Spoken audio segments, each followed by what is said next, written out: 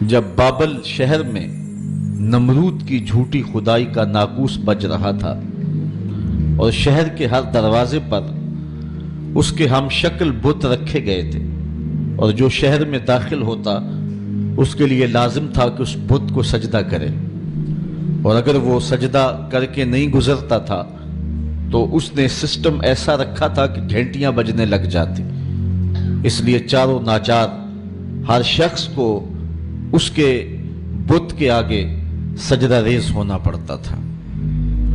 اس ماحول میں جبکہ کفر ہر سمت پھیلا ہوا تھا، ظلمتیں ڈیرا جمائے ہوئے تھی، شب دہجور ہر سمت پنجے گاڑے ہوئے تھی، اور اس کی جھوٹی خدائی کی فسوکاری لوگوں کو جکڑے ہوئے تھی، تو زمانے میں ایک شخص پیدا ہوا جس کو حضرت ابراہیم کے نام سے دنیا جانتی۔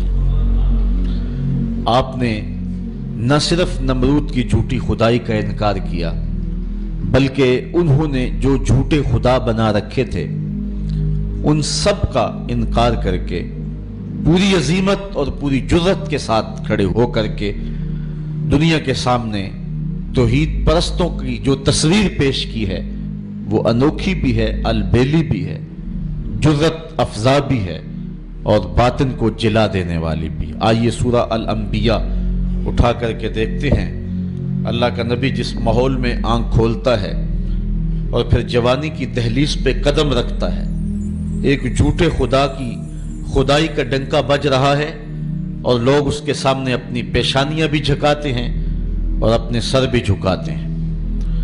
حضرت ابراہیم جب بلوغت کی عمر کو پہنچتے ہیں، وَلَقَدْ آتَيْنَا إِبْرَاهِيمَ رُشْدَهُ مِنْ قَبْلِ، اللہ ارشاد فرماتا ہے اور یقیناً ہم نے مرحمت فرمائی تھی ابراہیم کو ان کی دانائی اس سے پہلے، وَكُنَّا بِهِ عَالِمِينَ، اور ہم ان کو خوب جانتے تھے۔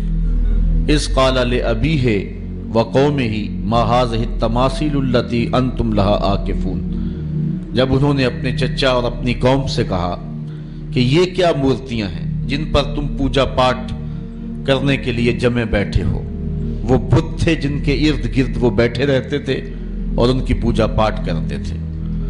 قالوا وجدنا آباءنا لها عابدین، تو انہوں نے جو دلیل دی وہ یہ تھی کہ ہم نے اپنے آباء و اجداد کو ایسے کرتے ہوئے دیکھا ہے۔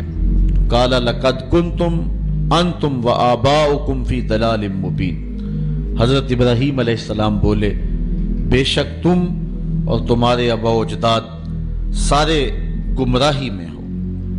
قالوا اجئتنا بالحق ام انت من اللاعبین، کہنے لگے آپ کوئی ہمارے پاس سچی بات لے کر آئے ہیں یا یوں ہی ہم سے دل لگی کر رہے ہیں۔ قال بل ربکم رب السماوات والارض، حضرت ابراہیم علیہ السلام نے کہا کہ یہ تمہارے معبود نہیں ہیں، تمہارا معبود وہ ہے جو زمین و آسمان کا رب ہے۔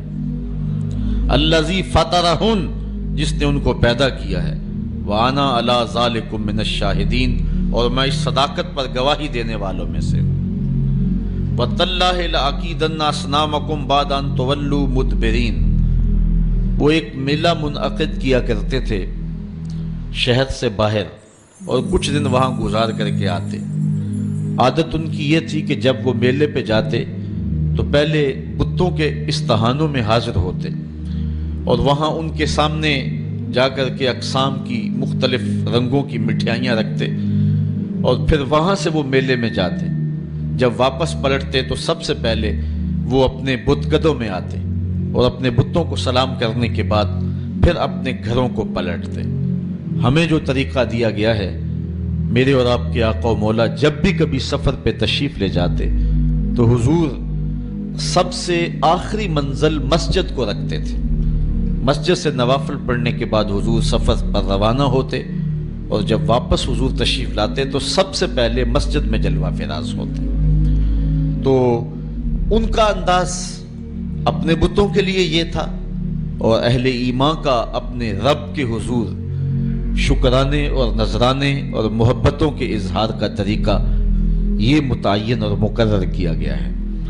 خیر، انہوں نے حضرت ابراہیم کو بھی دعوت دی کہ آپ چلے اور ہمارے ساتھ میلے میں شریک ہوں۔ حضرت ابراہیم علیہ السلام نے کہا کہ میں تمہارے اس میلے میں کیسے شریک ہو سکتا ہوں جہاں بت پرستی ہوگی، میں تو تمہارے عمل اور رویے سے پہلے ہی بیزار ہوں۔ تو خیر وہ اپنے بتوں کے سامنے طرح طرح کی مٹھائیاں رکھ کر کے میلے پہ چلے گئے۔ انہیں سان گمان بھی نہیں تھا جو کچھ ہوا ان کے آنے کے بعد۔ حضرت ابراہیم علیہ السلام نے اس موقع کو غنیمت جانا اور ہاتھ میں کلہاڑا پکڑا۔ یہ سورہ الانبیاء ہے۔ سورہ الصافات اٹھائیں، اللہ تعالیٰ جل شانہ نے وہاں سورہ الصافات کے اندر حضرت ابراہیم علیہ السلام کے اس ارادے کی تکمیل کو جو انہوں نے یہاں کیا تھا کہ میں ایک دن تمہارے بتوں سے نپٹ لوں گا، تو آپ ان کے بت خانے کے اندر کلہاڑا لے کر کے تشریف لائے۔ فراغ الی آلہتہم، ان کے بتوں کے پاس حضرت ابراہیم آئے۔ فقال الا تاکلون، ان کے سامنے انواع و اقسام کے کھانے پڑے تھے۔ حضرت ابراہیم علیہ السلام نے کہا کھاتے نہیں ہو؟ ان کی بے بسی کو ظاہر کرنے کے لیے یہ کہا کھاتے کیوں نہیں ہو؟ اب وہ بیچارے کیا جواب دیتے؟ پتھر اور مٹی کے بنے ہوئے مادوؤں کی منہ میں کون سی زبان تھی کہ جو ما فی ضمیر کا اظہار کر پاتے؟ تو حضرت ابراہیم علیہ السلام نے ان کی مسلسل خاموشی کے بعد فرمایا ما لکم لا تنطقون، بولتے کیوں نہیں ہو؟ فراغ علیہم ضربا بالیمین، یہ اللہ کے پیغمبر کا جلال ہے، آپ نے دائیں ہاتھ میں کلہاڑا پکڑ کے ان کے ٹکڑے ٹکڑے کر کے رکھ دیے۔ کسی کا کان کاٹ دیا، کسی کا سر کاٹ دیا، کسی کی ٹانگیں توڑ دیں، اور کسی کے بدن کے حصے بکھرے کر دیے، کسی کا ویسے ہی کچھ نہ چھوڑا، اس کے بالکل ٹکڑے کر دیے، بجری بنا کے رکھ دیے۔ لیکن ان کا جو بڑا بت تھا اس استحان کے اندر، اس کو کچھ نہ کہا اور کلہاڑا اس کے کندھے پہ رکھ دیا۔ اب قرآن مجید میں یہاں سورہ انبیاء میں جو اس واقعہ کو بیان کیا ہے وہاں انداز دیکھیے۔ آپ نے فرمایا وَتَاللَّهِ لَأَكِيدَنَّ أَصْنَامَكُمْ بَعْدَ أَن تُوَلُّوا مُدْبِرِينَ، جب تم پلٹ کے پیٹھ پھیرتے ہوئے آؤ گے تو میں تمہارے بتوں کے ساتھ جو ہے کوئی سلوک کروں گا، ان کا بندوبست کر لوں گا۔ فَجَعَلَهُمْ جُزَازًا، تو بس آپ نے ان کو ریزہ ریزہ کر ڈالا۔ إِلَّا كَبِيرًا لَهُمْ، لیکن جو ان کا بڑا بت تھا حضرت ابراہیم علیہ السلام نے اس کو کچھ نہیں کہا۔ یہ نہیں کہ اس پر غصہ نہیں تھا، بلکہ ایک حکمت تھی، اس قوم کو رسوا کرنا تھا اور اس قوم کو لاجواب کرنا تھا، ان کے سامنے ان بتوں کی حیثیت رکھنی تھی۔ تو حضرت ابراہیم علیہ السلام نے بڑے بت کو کچھ نہیں کہا۔ لعلہم الیہ یرجعون، تاکہ وہ لوگ اس افتاد کے بارے میں اس کی طرف رجوع کریں۔ اب قوم جب واپس آئی تو معمول ان کا یہی تھا کہ وہ پہلے بت خانے میں آیا کرتے تھے۔ جب وہ بت خانے میں داخل ہوئے تو عجیب تماشا دیکھا کہ جن بتوں سے وہ مرادیں مانگا کرتے تھے، جن سے بارش کی دعائیں کیا کرتے تھے، اور جن کے ساتھ ان کی حکومت، سیاست، ان کا معاش، ان کی معاشرت وابستہ تھی، ان کے حصے بکھرے پڑے ہوئے دیکھے اور ان کی ٹانگیں ٹوٹی ہوئی دیکھی تو بہت پریشان ہوئے۔ قالوا من فعل هذا بآلهتنا انه لمن الظالمین، کہنے لگے ہمارے ان خداؤں کے ساتھ یہ سلوک کس نے کیا ہے؟ جس نے یہ کام کیا ہے وہ ظالموں میں سے ہے۔ غصے سے پیچو تاب کھانے لگے کہ برا حال ہوا ہے، دھڑن تختہ کر کے رکھ دیا اور ان کے جسم کے ٹکڑے بکھرے ہیں بت خانے کے اندر، مٹھائیاں بکھری ہوئی ہیں، پلیٹیں بکھری ہوئی ہیں۔ تو کہنے لگے یہ کسی نے بہت برا کیا، سخت ظلم کیا ہے، زیادتی کی ہے۔ قالوا سمعنا فتى يذكرهم يقال له ابراہیم، کہنے لگے چند آدمیوں نے ان لوگوں میں سے کہا ایک نوجوان کو سنا ہے جو ان بتوں کا ذکر برائی سے کرتا ہے، اس کا نام ابراہیم ہے۔ ورنہ اس بھرے ماحول میں ان بتوں کے ساتھ یہ سلوک بھلا کون کر سکتا ہے؟ ان بتوں کی ہیبت سے سارے خائف ہیں۔ ایک بندہ ہے اس پورے معاشرے کے اندر جو جرأت کے ساتھ ان بتوں کے خلاف بولتا ہے، اس کو ابراہیم کہتے ہیں۔ یہ سب کچھ اسی کا کیا دھرا ہوگا۔ قالوا فاتوا به علی اعین الناس لعلهم یشهدون، کہنے لگے پھر پکڑ کر لاؤ اسے سب لوگوں کے سامنے لوگوں کے روبرو وہ اس کے متعلق کو شہادت دیں۔ جن لوگوں نے اس شخص کو، ابراہیم کو، ان بتوں کی برائی بولتے ہوئے دیکھا ہے، وہ کہیں کہ واقعی یہ بتوں کا مخالف ہے، اور یہ الزام ہم اس پہ لگائیں کہ اس نے یہ کیا ہوا ہوگا، اور پھر اس کو سزا دیں۔ حضرت ابراہیم علیہ السلام لے آئے گئے اور ان کو پکڑ کر کے گرفتار کر کے جو ہے وہ بادشاہ کے دربار میں حاضر کر دیا گیا۔ آیان سلطنت بھی بیٹھے ہیں، وزراء بھی بیٹھے ہیں، مشیر بھی بیٹھے ہیں، خود نمرود بھی بیٹھا ہے، پجاری بھی، اور ان استہانوں کے اور ان بت خانوں کے پروہت بھی بیٹھے ہوئے ہیں، منتیں ماننے والے، دعائیں مانگنے والے، ان کو اپنا معبود سمجھنے والے، اپنی پیشانی ان کے چرنوں میں رکھنے والے سارے بیٹھے ہیں اور اپنے بتوں کی بدحالی پہ بیچ و تاب کھا رہے ہیں۔ سارا غصہ حضرت ابراہیم پر آیا، اور حضرت ابراہیم علیہ السلام کو بلا کر کے لوگوں کے سامنے نمرود اپنی پوری تمکنت کے ساتھ، پورے روب اور شاہی جلال کے ساتھ، اور پورے غرور اور دبدبے کے ساتھ اس مجلس میں موجود ہے۔ ہزاروں کا یہ اجتماع ہے، اللہ کی توحید کا ایک واحد پرستار حضرت ابراہیم اس ماحول میں ان کو پکڑ کے لایا جاتا ہے۔ قالو اانت فعلت ھذا بآلہتنا یا ابراہیم، ایک دم چھٹ پڑے، بولے اے ابراہیم، ہمارے ان بتوں کے ساتھ، ہمارے ان خداؤں کے ساتھ یہ سلوک تم نے کیا؟ پھر حضرت ابراہیم نے کیا جواب دیا؟ قال بل فعلہ کبیرہم ھذا، ان کے بڑے نے کیا ہوگا۔ اسلحہ تو اس سے برآمد ہو رہا ہے نا، یہ آپس میں لڑ پڑے ہوں گے، یہ کہہ رہا ہوگا کہ تم چھوٹے میری خدائی میں کیوں شریک ہو، تو اس بڑے نے کیا ہوگا۔ پھر آگے فرمایا فَاسْأَلُوهُمْ إِن كَانُوا يَنْطِقُونَ، اچھا یہ نہیں بتاتا تو جن کے ساتھ یہ قیامت ٹوٹی ان سے پوچھ لو کہ تمہارے ساتھ یہ قیامت کس نے توڑی۔ یہ اپنے دکھ کی بپتا خود سنائیں نا، اپنی داستان سرائی خود کریں، ان کے ساتھ یہ قیامت کس نے توڑی، کس نے ظلم کیا ان کے ساتھ۔ پہلے تو کلہاڑا جس سے برآمد ہو رہا ہے، ان کا جو بڑا ہے اس نے کیا ہوگا۔ حالات قرینہ حالیہ جو ہے وہ یہ بتا رہا ہے کہ سارے بت جو ہیں وہ قتل کر دیے گئے، بڑے کے پاس جو ہے وہ اسلحہ ہے اور وہ بچ گیا، اس کو خراش تک نہیں آئی، یقیناً ان کی آپس میں کوئی لڑائی ہو گئی ہوگی، اس بڑے نے چھوٹوں پہ حملہ کر دیا اور ان کے ٹکڑے ٹکڑے کر کے رکھ دیا اور خود سلامت رہا، تو اس نے کیا ہوگا۔ اچھا اگر اس نے نہیں کیا ہے تو یہ نہیں بتا رہا، تو چلو جن کے ساتھ یہ قیامت ٹوٹی ہے ان بیچاروں سے پوچھ لو تمہاری ٹانگیں کس نے کاٹ دی، تمہارے سر کس نے توڑ دیے، تمہارے کان کس نے کاٹ دیے، تمہاری ناک کس نے توڑ دی۔ حضرت ابراہیم علیہ السلام کے لفظوں کی کاٹ کلہاڑے کی کاٹ سے بھی زیادہ تھی۔ اللہ اکبر، اللہ کا نبی بول رہا ہے اور نمرود کا دربار ہے، سارے مخالف ہیں، بتوں کے ماننے والے اور ان کو اپنا معبود برحق سمجھنے والے۔ ایک جوان اللہ کی توحید کا واحد پرستار میدان عمل میں کھڑا ہے۔ حضرت ابراہیم علیہ السلام نے ذرا لفظوں کی کاٹ دیکھیے اور حضرت ابراہیم کا لہجہ دیکھیے۔ قالا بل فعلہ کبیرہم ھذا، ان کے اس بڑے نے کیا ہوگا۔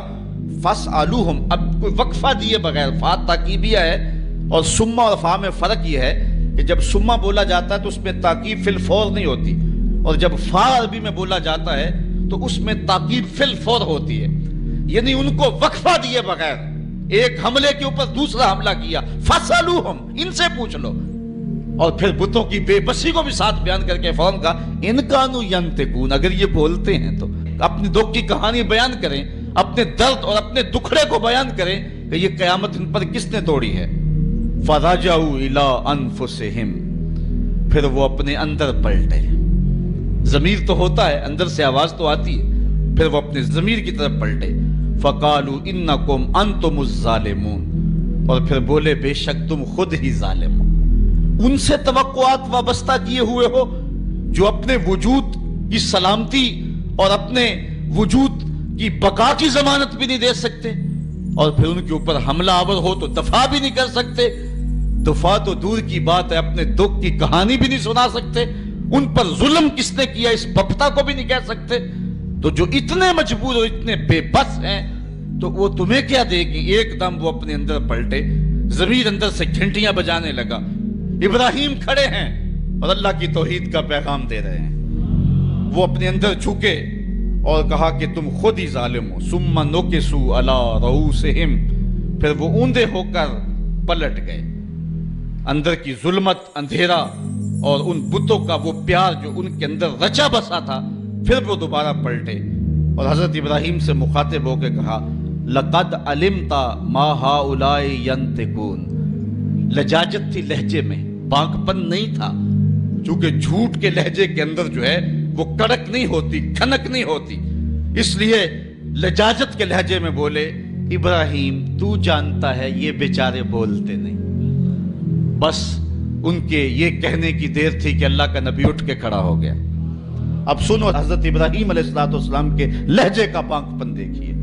قرآن مجید میں توحید کے عنوان سے حضرت ابراہیم کی تقریر کے یہ لفظ جو ہیں، ذرا ان لفظوں کی کاٹ دیکھیے اور الفاظ کی اٹھان دیکھیے، ابراہیم علیہ السلام کے لہجے کا حسن دیکھیے اور پھر قرآن کا معجزہ دیکھیے.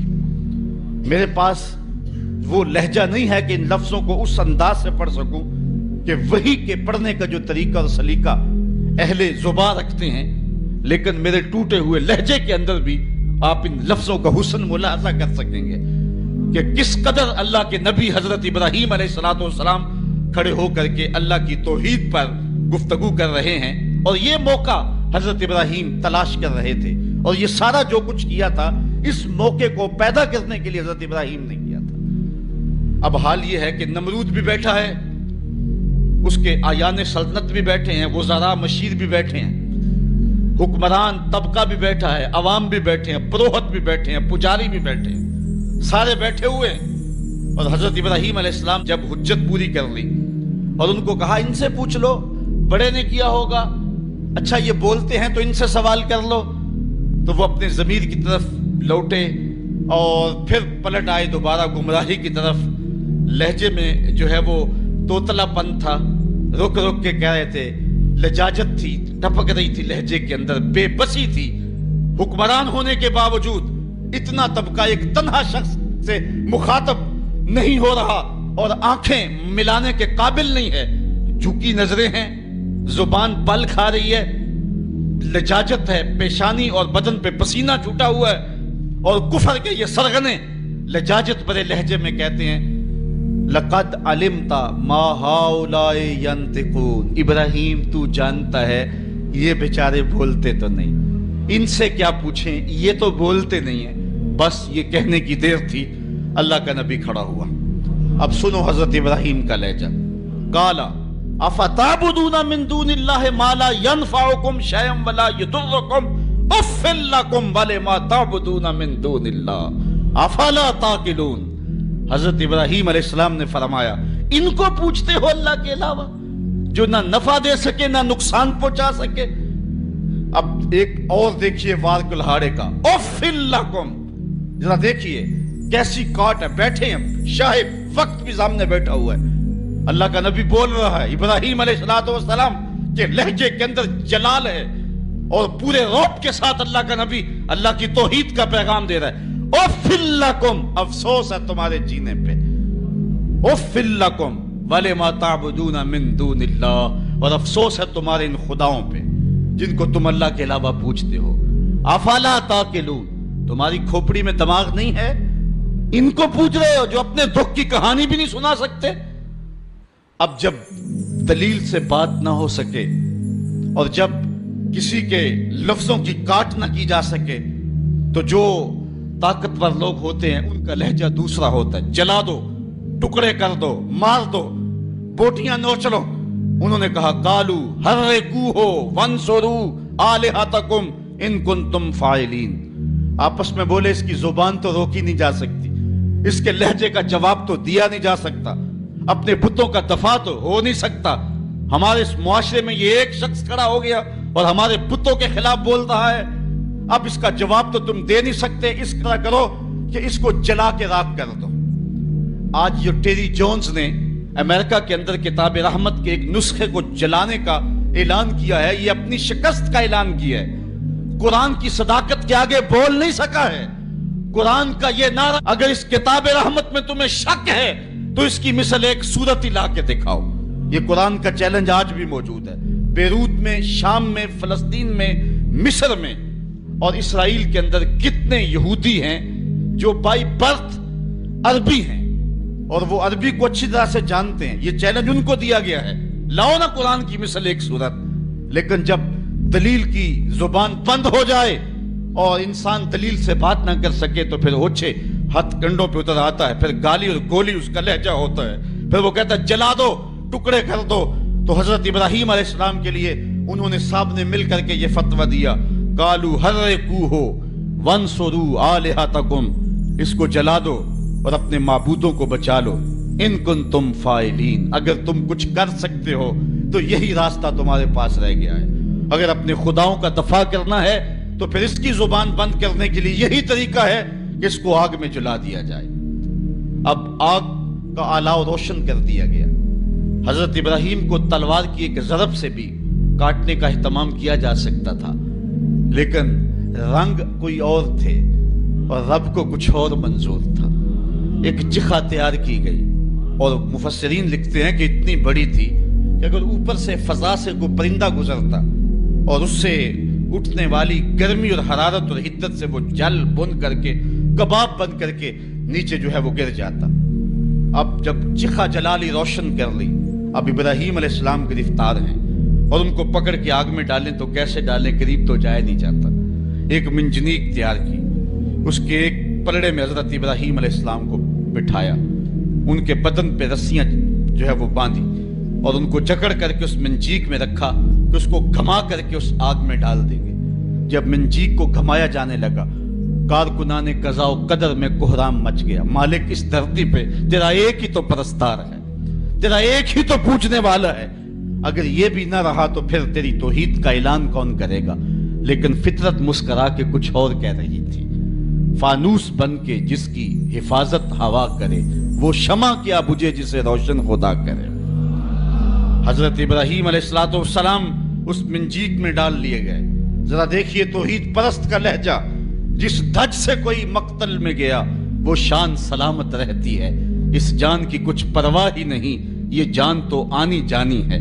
ابراہیم علیہ السلام کے بارے میں ان کا خیال تھا کہ جب جلتی ہوئی آگ کے بھڑکتے ہوئے شعلے دیکھیں گے تو اپنے موقف سے رجوع کر لیں گے, لیکن جن کے اندر چراغ توحید روشن ہو بھلا وہ ان بھڑکتے ہوئے شعلوں کو خاطر میں کیسے لاتے ہیں. حضرت ابراہیم علیہ السلام چرخی میں بیٹھے اور جب اس چرخی کو گھمایا گیا حضرت جبریل امین حاضر ہو گئے. عرض کہی, اے ابراہیم, میں اللہ کے ہاں قرب خاص رکھتا ہوں اور میرا آنا جانا سدرہ تک ہے. اگر اللہ سے کچھ کہنا ہے تو مجھے کہیے, میں اللہ کی بارگاہ میں عرض کر دیتا ہوں. تو حضرت سیدنا ابراہیم علیہ السلام بولے کہ اے جبریل, تیری مہربانی پیشکش کی, مجھے تیرے سے کوئی حاجت نہیں ہے. جبریل نے عرض کی کہ اچھا چلو اپنے رب سے خود ہی عرض کر لیجئے, اس مشکل اور آڑے وقت میں آپ کی حفاظت کی جائے. آپ کی حفاظت اس قاض کی حفاظت ہے, آپ کا بچ جانا دین اسلام کا بچ جانا ہے, اس لیے آپ خود عرض کر لیجئے. حضرت ابراہیم بولے, اے جبریل امین, مجھے یہ بتاؤ, کافروں کے دل میں یہ بات کس نے ڈالی کہ میرے لیے آگ کے یہ الاؤ روشن کیے جائیں؟ کہا رب جلیل نے. کہا اگر جلیل کی یہ مرضی ہے تو پھر خلیل کی بھی یہی مرضی. جے سونا میرے دکھ وچ راضی تے میں سکھ نو چلے ڈاواں, اگر اس کی رضا ہے کہ میں جلوں تو میں 100 بار جلنے کے لیے تیار ہوں. اچھا, انہوں نے اس منجنیق کو گھما کر کے حضرت ابراہیم علیہ السلام کو آگ میں ڈالا.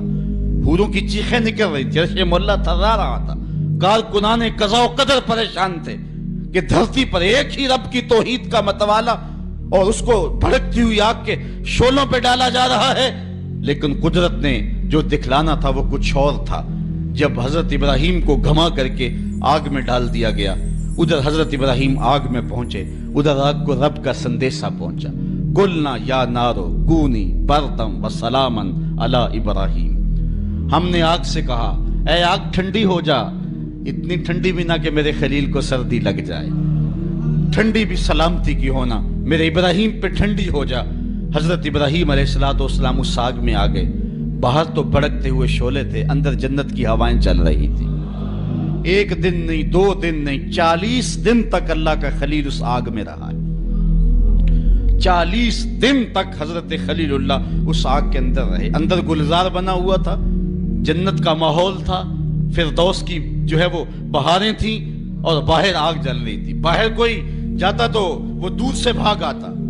اب ان کا تو خیال تھا کہ راکھ بھی نہیں بچی ہوگی، لیکن آگ کے جب شعلے سرد ہوئے اور جب کوئلے بجھے تو حضرت ابراہیم کوئلوں پہ چلتے ہوئے یوں آ رہے ہیں جس طرح کوئی نازنین پھولوں پہ چلتا ہوا آتا ہے.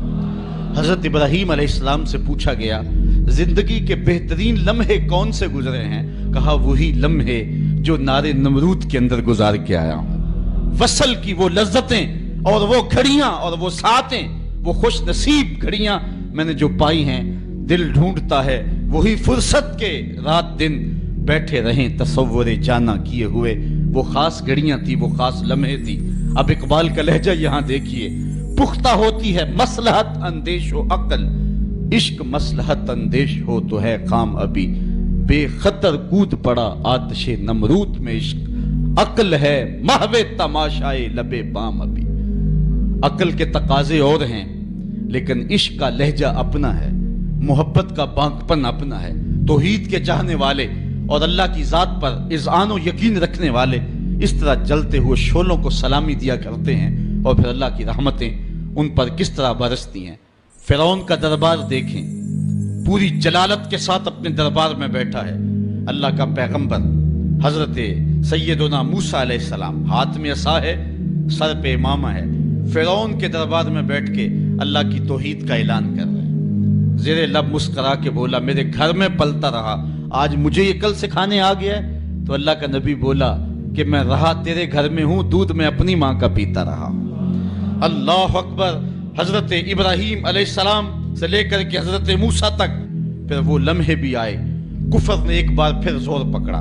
اللہ کا بابرکت گھر کعبۃ اللہ اور 360 بت کعبے کے اندر سجے ہوئے ہیں. جب خدا کے گھر میں بھی بت سجے ہوئے ہیں، اللہ نے اپنے محبوب کو روشنیوں اور اجالوں کا نقیب بن کے دنیا پہ جلوہ گر کیا. پھر حضور کھڑے ہوئے. مخالفتوں کے وہی طوفان، نکتہ چینی کی وہی آندیاں، حالات کے وہی جبر اور مشکلوں کے وہی چکر، راستے میں بچھے ہوئے کانٹے، کھدے ہوئے گڑھے، طائف کے بازار، مکے کی گلیاں. ابو لہب بھی ہیں، ابو جہل بھی ہیں، عقبہ بن ابی معیط جیسے ظالم لوگ بھی ہیں. یہاں ایک فرعون یا ایک نمرود نہیں ہے، یہاں درجنوں فرعون اور درجنوں نمرود جو ہیں وہ مقابلے میں کھڑے ہیں. حضور علیہ السلام کے شفیق چچا حضرت ابو طالب، ان سے کہا جاتا ہے آ کر کے کہ آپ اپنے بھتیجے کو روک لیں، اور یہ اتنے لوگوں کے ساتھ کیسے ٹکر لے گا. تو ان کے دل میں بھی جب بات آئی تو اپنے بھتیجے کو بلا کر کے کہا میرے ناتواں کندھوں پہ اتنا بوجھ نہ ڈالو جس کو میں اٹھا نہ سکوں. تو حضرت نبی رحمت صلی اللہ علیہ وسلم نے جب اپنے چچا کو بھی اپنی حمایت سے دستبردار ہوتے ہوئے دیکھا تو آنکھوں میں آنسو آ گئے اور کہا کہ چچا تمہاری مرضی، رہی بات میری، واللہ لو وضع الشمس فی یمینی والقمر علی یساری، اگر یہ میرے دائیں ہاتھ میں سورج رکھ دیں، بائیں ہاتھ میں چاند رکھ دیں، کونین کے خزانے میرے قدموں میں ڈھیر کر دیں، میں تب بھی اللہ کی توحید کا اعلان کرتا رہوں گا. یا تو اس راستے کے اندر اپنی جان دے دوں گا اور یا پھر اس امر کو غالب کر کے رہوں گا. تو انہوں نے کہا یا ابن اخی کل ما عجبتا، اے میرے بھائی کے بیٹے جو دل میں آتا ہے کہو میں تمہارے ساتھ ہوں. وہ عظیمتوں کی یہ داستانیں اور یہ پاکپن اور یہ انداز اللہ کے بندوں کا شیوا ہے کہ وہ ہمیشہ ہر دور میں حق کے پرچم کو ہی بلند کیا کرتے ہیں. ان کا لہجہ اور ان کا انداز اور ان کے انداز کا بانکپن لوگوں کو جو ہے وہ بلاتا ہے، جو ہے وہ ایک زندگی کی طرف، ایک حرارت کی طرف. توحید ایک ایسا جذبہ ہے جو اندر ایک توانائی اور ایک بجلی بھر دیتا ہے اور بندہ لا خوف علیہم ولا ہم یحزنون کا روح بن جاتا ہے، چونکہ اسے یقین ہے کہ میرا رب تمام طاقتوں کا مالک ہے اور اس کے قبضہ قدرت میں میری جان ہے. محیی بھی وہ ہے اور ممیت بھی وہ ہے، زندگی بھی اسی کے دستے قدرت میں ہے اور موت بھی اسی کے ہاتھوں میں ہے. اس لیے کوئی شخص نہ تو روح قبض کر سکتا ہے نہ زندگی کے ایک سانس ودیت کر سکتا ہے. اس لیے وہ لوگوں سے ڈرے بغیر پوری قوت کے ساتھ حق کا پرچم تھام کے میدان عمل میں بڑھتا رہتا ہے. آج جس دور میں ہم جی رہے ہیں اور زندگی گزار رہے ہیں، اس دور میں توحید ہمارے مناظروں کا بحث تو بن گئی، لیکن توحید سے وہ جو حرارت ملتی تھی جس سے مردہ قوموں کے اندر زندگی پیدا ہوتی تھی، آج وہ حرارت چھنتی چلی جا رہی ہے. اقبال نے اس لہجے کو اور اس دکھڑے کو آج سے 100 سال قبل بیان کرتے ہوئے کہا تھا، زندہ قوت تھی جہاں میں یہی توحید کبھی، آج کیا ہے فقط ایک مسئلہ علم کلام، روشن اس ذو سے اگر نہ ہو کردار تو مسلمان سے ابھی تک پوشیدہ ہے مسلمان کا مقام۔ میں نے اے میر صفا تیری صفا دیکھی ہے، کل ہو واللہ کی شمشیر سے خالی ہے نیام، اس راز سے واقف ہے ملا نہ فقی، وحدت افکار کی بے وحدت کردار ہے خام، قوم کیا چیز ہے قوموں کی امامت کیا ہے، اس کو کیا سمجھے یہ بیچارے 2 رکعت کے امام۔ توحید کا بانک پن تو یہ ہے سارا زمانہ ناراض ہو جائے لیکن اپنے رب کی رضا مقصود زندگی ہو۔ کسی کہنے والے نے کس بانک پن کے ساتھ کہا تھا، توحید تو یہ ہے خدا حشر میں کہہ دے یہ بندہ 2 عالم سے خفا میرے لیے تھا۔ اس کے دامن توحید میں، دامن رحمت میں آباد ہونے والے پھر لا خوف علیہم ولا ہم یحزنون کا روپ دھار لیتے ہیں۔ یہ عنوان تو اپنے دامن میں بہت کچھ رکھتا تھا لیکن جو ہے وہ وقت سمٹ گیا اور موسم کی شدتیں بھی ملحوظ ہیں، میں انہی لفظوں پہ اپنی گفتگو کو سمیٹتا